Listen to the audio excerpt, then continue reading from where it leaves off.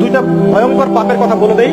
এই দুইটা পাপে যারা আসক্ত হয়ে আছে তারা তওবা করে ফিরে আসলে পরেও সারা জীবন তাদেরকে এটা সাফার করতে হবে। কথা বুঝতে পারছেন? তওবা করে ফিরে এসেছেন মনে করেন, তারপরেও আপনাকে সারা জীবন এই পাপের ফলটা ভোগ করতে হবে।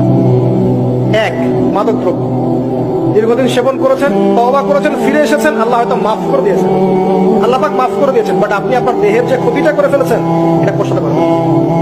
তখন আপনি যদি বিয়ে করেন আপনি স্ত্রীকে সন্তুষ্ট করতে পারবেন না। হ্যাঁ। দুই নাম্বার হচ্ছে এই যে গোপনে যুবকরা যে পাপটা করে, মাস্টারবেশন, যেটাকে আমরা বলি হস্তমৈথুন, এই পাপ যেসব যুবকরা করছে বা করে, এবং অ্যাভেলেবেল এই পাপটা সবাই করে, কারণ এখন পর্নের যুগ, পর্ন দেখলে তার কোনো উপায় নাই, তখন তো এই পথেই যেতে হচ্ছে, নিজের উপরে নিজেকে জুলুম করতে হচ্ছে। যারা হস্তমৈথুন অভ্যস্ত হয়ে গেছে এরা যদি তওবা করে ফিরেও আসে, শরীরের যে ক্ষতিটা হয়েছে এটা পূরণ হবে না। এখানে আপনার দেহের ক্ষতি, আপনার